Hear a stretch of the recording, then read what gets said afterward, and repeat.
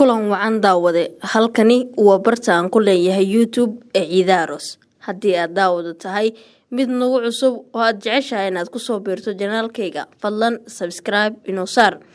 waad ku mahadsan tahay la socoshada daawashada muuqaalada iyo sidoo kale warbixinaha halkan aan ku soo bandhigno. daawade waxaan halkan idinku soo gudbin doonaa warbixin aad u xiiso badan oo aynu kaga hadlayno kheyraadka uu leeyahay dalkeena Soomaaliya gaar ahaan badda. Milicsiga ilqabadka leh ee baddeenu waa mid ku wanaagsan daawashada iyo dalxiiska, iyadoo ay sidaasi tahay ayaa haddana waxaa jira kheyraad badan oo eebba nagu manaystay kuwaas oo dhex eegaaga baddeena. sheekadan buddigeeda aan badda ku tusaaleynayno waxaan uga gol leenahay baahinteena dadka daawanaya inay ku fahmaan ujeedada aan ka leenahay sheekadan. waa dhab in kheyraad badan laga helo badda iyo bariga dhulkeena, laakiin ay nagu yar yihiin dadka si wanaagsan uga faa'iideysta marka loo eego tirada boqolleyda ah oo dadka aqoonta u saaxiibka ah ay wax ku qiyaasaan.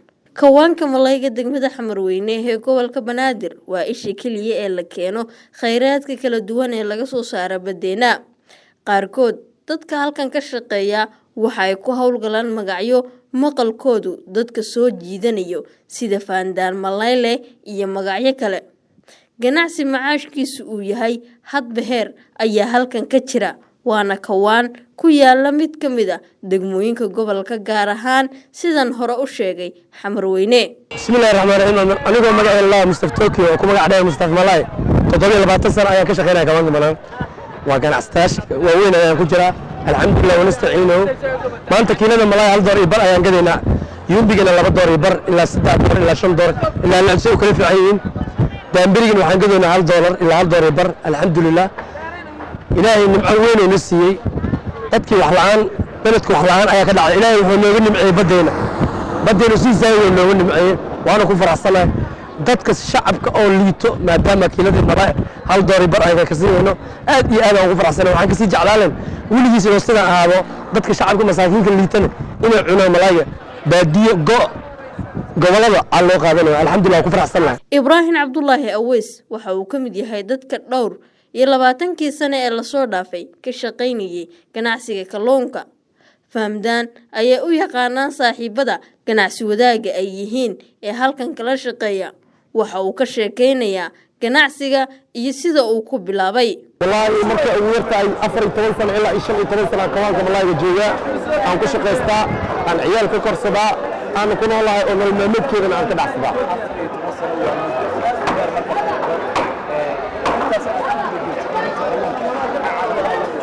والله أخبار أبي بدنا كلا كلنا دبعت بدنا أسومرني وحرفات بدنا أسومرني.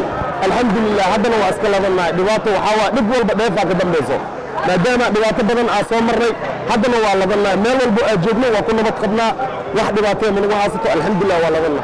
بسم الله الرحمن الرحيم. أرنت ساعة كلا هاي أخبار هذا أساس وين الله ستمله أخبار هنا الباهدنا دبعتنا inta badan waxaa anaga naga gaashaan naga dhigato oo naga difaacdo wasaaradda kalluumaysiga, wasiirka kalluumaysiga.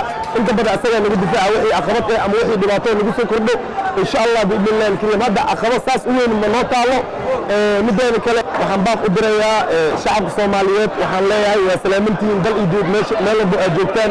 waa anigoo ah Ibrahim Cabdullaahi Aweys oo ku magac dheer Faandaan. si fiican ay u taqaaniin. waxaan baaq idinku dirayaa dadka qurbaha joogaan wadankiina idin baahan imaada kaalaya wadankiina imaada. kalluunka cuna kalluun fiican oo fresh ah noo yaalo. waa kan alxamdulillah lacag wax ma tareeso manjo kalluun badaa haasataa doona gishano waa manjone kaalaya kalluunka cuna. assalaamu calaykum waraxmatullahi wabarakaatu. dadka halkan u soo adeeg doonta ma ahan oo kaliya dadka Muqdisho ku nool, laakiin waxaa jira qurbo joog dalka dib ugu soo laabtay kuwaasi oo qayb ka ah dadka ku faraxsan in halkan ay u soo kalluun doontaan.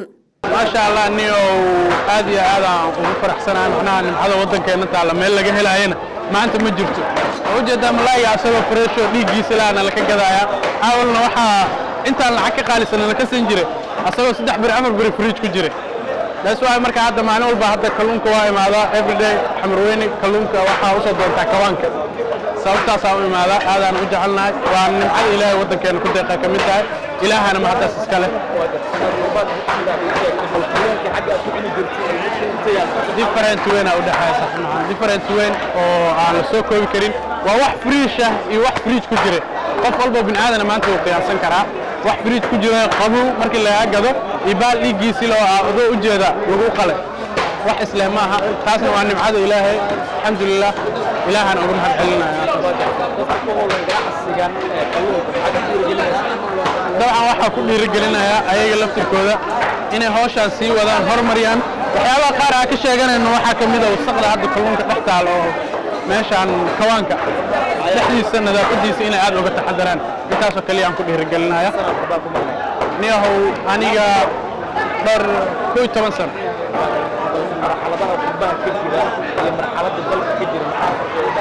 niyahow tan dalka aad u wanaagsan nabad allaha nooga dhiga nabad la'aan un baan hayso intaas aan ilaahay ka baryayna intii waa kaas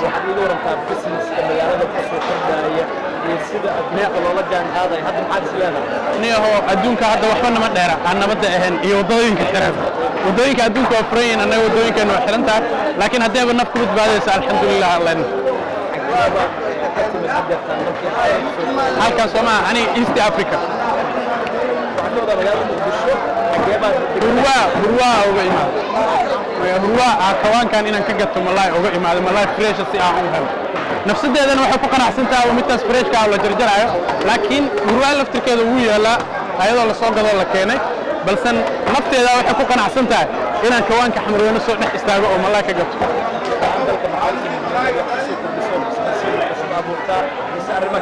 niyahow taas waxaan u imaaday ku dhihi karaa waa hoosta iga soo gelisay laakiin arrimo badanaa u imaaday waddankayga muddo aan ka maqnaana u soo xiisay iyo familkayga oo dhammaantood aan halkaan ka salaamayo khayraadka laga helo badda iyo bariga dalkeena ayaa horseedi kara haddii si wanaagsan looga faa'iideysto in laga maarmo gacan kale oo dalkeenu uu ka sugo helid dhaqaale waad ku mahadsan tahay daawade daawashada warbixintan haddii ay tahay inaad aragto janaalkan markii kuugu horeysay fadlan subscribe inoo saar furo gambaleelka si aad u noqoto qofka ugu horeeya ee helo waxyaabaha halkan aan ku soo bandhigno